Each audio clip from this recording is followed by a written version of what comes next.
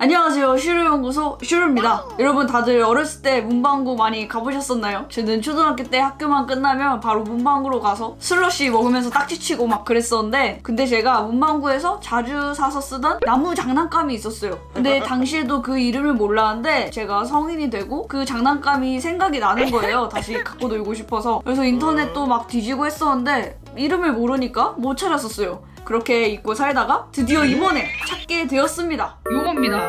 이건 지금 봐도 이름을 모르겠는데. 여기 뭐 중국어로 크리스마스 트리 뭐 이런 식으로 적혀 있는 것 같은데, 이거는 제가 진짜 찐으로 초등학생 때 가지고 놀았던 그 나무 장난감이고요. 요즘은 매직 사쿠라, 매직 나무 이런 식으로 세련되게 마법의 나무 이렇게 나오고 있더라고요. 근데 그건 너무 비싸서 못 구했고, 정말 제가 어렸을 때 갖고 놀던 그 중국 제품으로 이번에 왕창 구매를 해봤습니다. 그래서 오늘은 이 마법의 나무를 한번 키워볼 겁니다.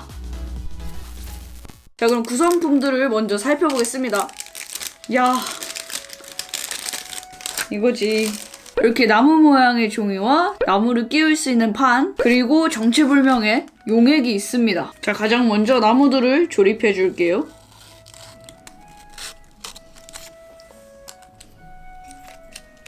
옷이 검은색이라 이게 잘 안 보이는 것 같아서 옷을 흰색으로 갈아입고 왔습니다.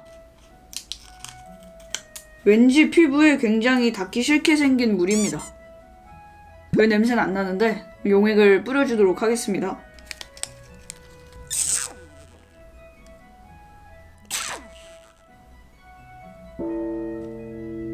짠! 이렇게 첫 번째 나무를 완성했고, 이제 남은 9가지 나무들도 만들어 보도록 하겠습니다. 그리고 다른 나무들에는 제가 가지고 있는 수용성 뽀로로 사인펜으로 색칠들을 해줘 볼게요. 이제 곧 크리스마스니까 초록색으로.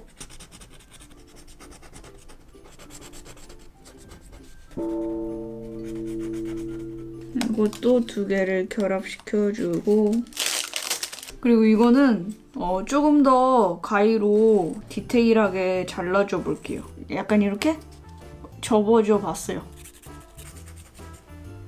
그리고 여기 나무에 이미 기본적으로 파란색, 빨간색 잉크가 조금씩 묻어있는데, 이 잉크를 완전히 잘라내면 과연 흰색 꽃이 필지 한번 다 잘라내보도록 하겠습니다.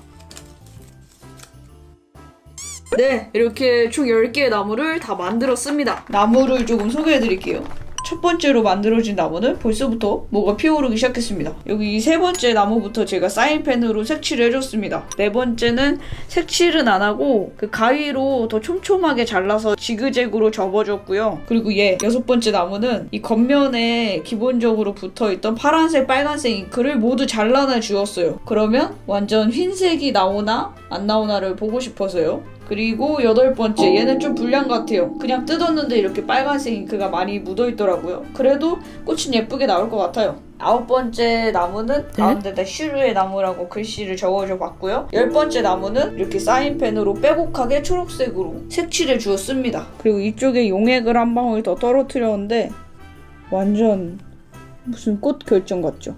여튼 이렇게 10개의 나무를 다 만들었고, 더 지켜보도록 하겠습니다.